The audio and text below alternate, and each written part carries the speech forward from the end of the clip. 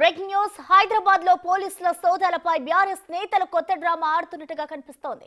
గచ్చిబౌలిలోని Deccan Sarai grand హోటల్లో పోలీసులు సోదాలు చేశారు. డెక్కన్ సరాయ్ గ్రాండ్ లో గంజాయి పేకాట ఆడుతున్నారంటూ డైల్ 100 కు అజ్ఞాత వ్యక్తి నుంచి కాల్ చేశాడు. దీంతో రంగంలోకి దిగిన పోలీసులు రైడ్స్ చేశారు. అయితే పోలీసుల సోదాలకు రాజకీయ కోణం అంటించే ప్రయత్నంలో బీఆర్ఎస్ నేతలు ఉన్నట్టుగా కనిపిస్తోంది. కేటీఆర్ పై మచ్చ వేయడానికి ఆయన కుటుంబ సభ్యుల హోటల్ పై పోలీసులు రైడ్ అంటూ బీఆర్ఎస్ నేత క్రిషాంక్ ట్వీట్ చేశారు.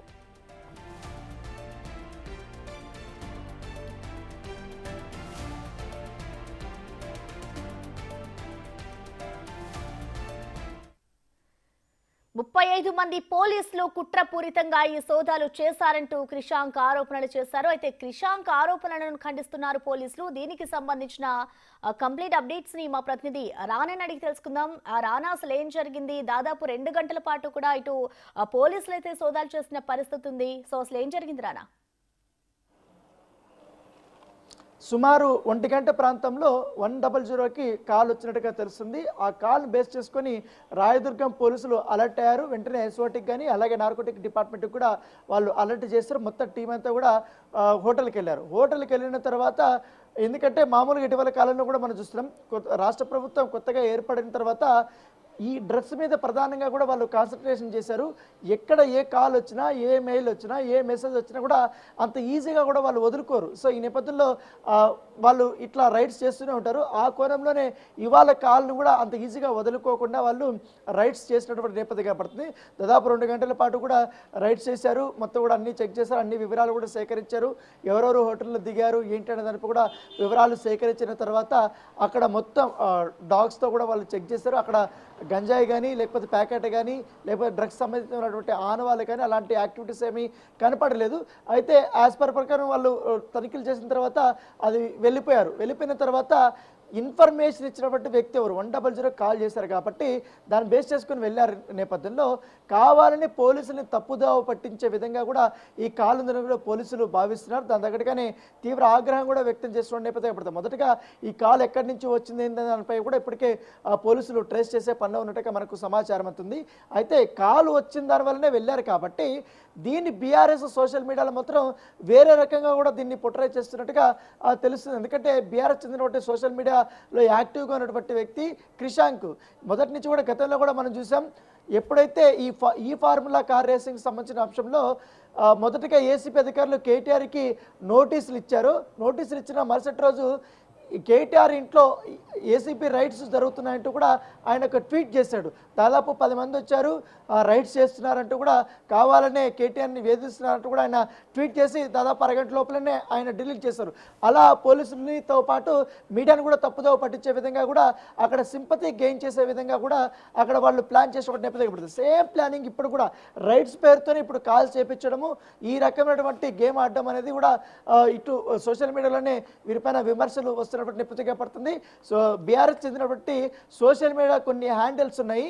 ముఖ్యంగానే రైడ్స్ జరిగినా జరగకపోయినా కూడా కావాలని వీళ్ళు ముందుగానే ఇక్కడ పలానా చోట రైడ్స్ జరుగుతున్నాయి, అక్కడ అంతమంది వచ్చారనేది కూడా వీళ్ళు ముందుగానే దుష్ప్రచారం చేస్తున్నటువంటి అంశాలు కూడా తెరపైకి వచ్చినటువంటి నేపథ్యం పడుతుంది. కావాలనే వీళ్ళే కాల్ చేయించారనేది కూడా మరొక వర్షన్ నడిపిస్తున్న నేపథ్యంలో అసలు ఈ కాల్ చేసినటువంటి వ్యక్తి ఎవరు, ఏ ఉద్దేశంతో కాల్ చేశారు అన్న దానిపై కూడా ఇప్పుడు కూపీలాగే పనిలో కూడా పోలీసులు ఉన్నట్టుగా మనకు సమాచారం అవుతుంది. ఇటీవలకి జరుగుతున్నటువంటి రాజకీయ పరిణామాలు మనం దృష్టిలో చూసుకుంటే కేటీఆర్ పైన ఈ ఫార్ములా కేసు రన్ అవుతుంది. ఇప్పటికే ఆయన ఏసీపీ విచారణ కూడా ఎదుర్కొంటున్నటువంటి నేపథ్యంలో మరొకసారి ప్రజల్ని డైవర్ట్ చేసే విధంగా పోలీసులని పైన ఈ నెపం వేసే విధంగా ఈ రైడ్స్ జరుగుతున్నారు, కావాలనే ఈ రైడ్స్ చేస్తున్నారు. కేటీఆర్ సంబంధించినటువంటి అనుయాయులు, బంధువులు, వీళ్ళు ఎవరైతే ఉన్నారో సన్నిహితులు, వీళ్ళందరిపైన టార్గెట్ చేస్తూ ఇలాంటి రైడ్స్ పేర్లతో బెదిరిస్తున్నారనే ఉద్దేశంతో ప్రజల్లోకి తీసుకెళ్లాలన్న ఒక కాన్సెప్ట్తో ఇదంతా కూడా పనిచేస్తున్నట్టుగా మనకు తెలుస్తుంది.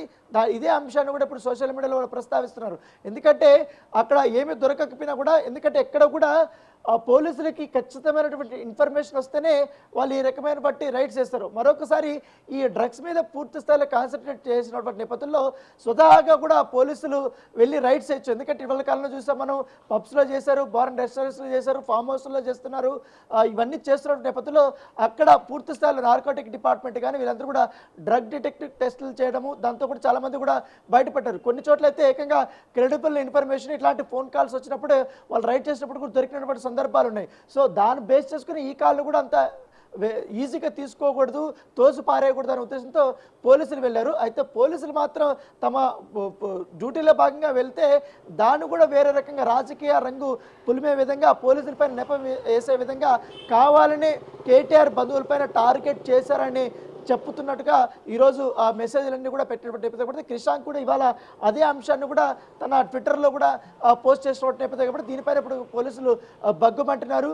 ఖచ్చితంగా దుష్ప్రచారం చేసినటువంటి వారిపైన, పోలీసులపైన నెపాన్ వేసి కావాలని సోషల్ మీడియాలో వైరల్ చేయాలనుకుంటున్న వారిపైన కూడా చర్యలు తీసుకుంటామనేసి కూడా పోలీసులు చెప్తున్నారు. ఎందుకంటే ఎప్పుడైతే బీఆర్ఎస్ సంబంధించినటువంటి నేతలు తమ హ్యాండిల్స్లో ఈ మెసేజ్లు పెట్టారో కావాలని రైట్స్ చేస్తూ వేధిస్తున్నారని, ఇదే అంశాన్ని మనం పోలీసుల దగ్గర కూడా వెళ్ళాం. పోలీసులను మనం కన్ఫర్మ్ చేసుకున్నాం.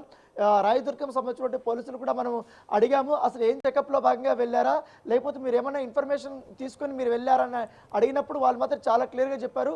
మాకు 100 కాల్ వచ్చింది, కాల్లో చాలా క్లియర్గా చెప్పారు గంజాయి, పేకాట, అశ్లీల నృత్యాలు, డ్రగ్స్ వాడకము అక్కడ జరుగుతుంది, వెంటనే మీరు వెళ్ళండి అనేది కూడా కాల్ చేసిన తర్వాత పెట్టేశారని ఇదే అంశాన్ని మాకు 100 వాళ్ళు ఫోన్ చేసి చెప్పారు. వెంటనే మేము అలర్ట్ అయ్యారు, మా టీంలంతా కూడా తీసుకొని మేము వెళ్ళి రైడ్ చేశామనేసి కూడా వాళ్ళు చెప్తున్నటువంటి నేపథ్యం కనపడుతుంది. సో ఇప్పుడు 3 డిపార్ట్మెంట్లు అక్కడ పాల్గొన్నాయి కాబట్టి వాళ్ళందరూ కూడా ఇప్పుడు మొత్తం అక్కడ ఏం దొరకలేనటువంటి నేపథ్యంలో ఇప్పుడు ఆ కాల్ చేసినటువంటి వ్యక్తి కోసం వెతుకులాడ కొనసాగుతోంది. ఓకే, థ్యాంక్ యూ రానా. ఇక హైదరాబాద్ లో అయితే ప్రస్తుతం పోలీసుల సోదాలపై ఇటు బీఆర్ఎస్ నేతలు కొత్త డ్రామా ఆడుతున్నట్టుగా కనిపిస్తోంది.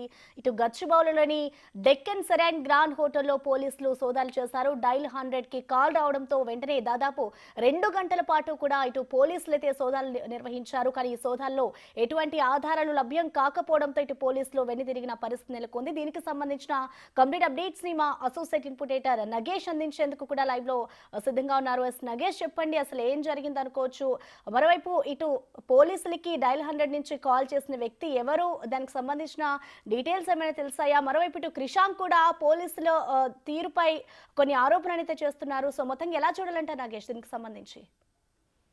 క్లియర్ గా రాజకీయంగా కొత్త డ్రామాకి బీఆర్ఎస్ పార్టీ తెరలేపుతుందని చెప్పొచ్చు. ఇందులో డాక్టర్ క్రిషాంక్ పేరిట ఎక్స్ వేదికగా క్రిషాంక్ ఒక పోస్ట్ చేశాడు, డిసప్పాయింటెడ్ రేవంత్ పోలీస్ అని చెప్పి. After 35 member team of police conducted raid at hotel of KTR's family members with a plan to defame BR's working president, but the raid turned a flop show as Revanth police did not find anything అన్నారు. కానీ actual గా పోలీసుల ride అనేది ఈ post కి ride కు సంబంధం లేదు. డెక్కన్ సరాయి హోటల్ గ్రాండ్ హోటల్లో ఒక పేకాట నడుస్తుంది, కొంతమంది విఐపీలు పేకాట ఆడుతున్నారని చెప్పి 100కు కాల్ వచ్చింది. ఆ కాల్ ని స్థానిక police station Rayadurgam police station కి డైవర్ట్ చేశారు.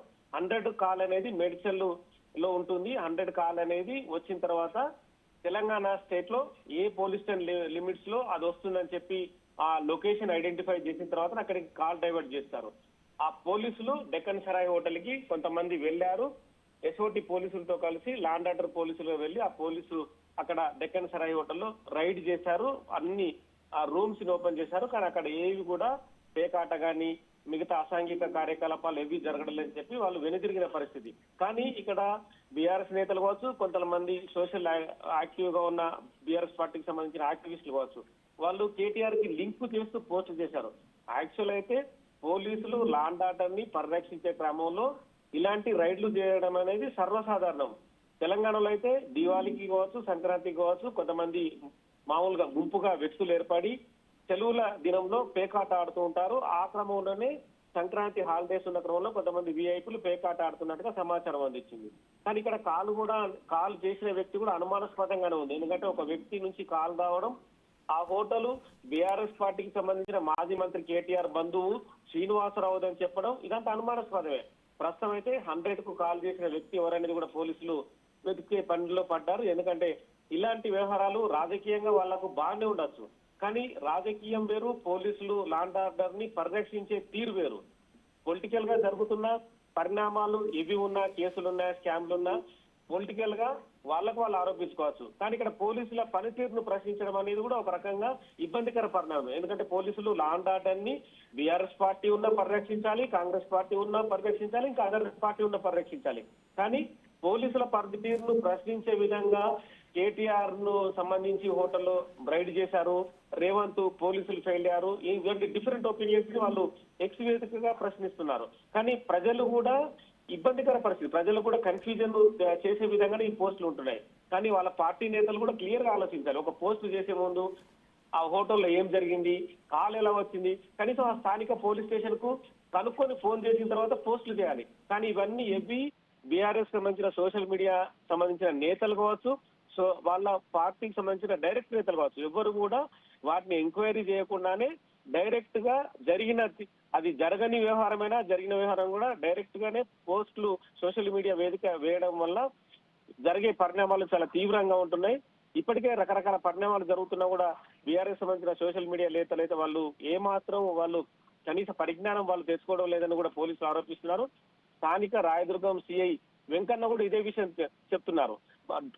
మా డ్యూటీలో భాగంగా మేము వెళ్ళి రైడ్ చేసాం, కానీ ఇందులో పొలిటికల్ పార్టీల ప్రమేయం ఏముంది, మేము రైడ్ చేయడం తప్ప, చేసిన తర్వాత మమ్మల్ని తప్పు పెట్టడం ఏంటని చెప్పి కూడా పోలీసులు ప్రశ్నిస్తున్నారు.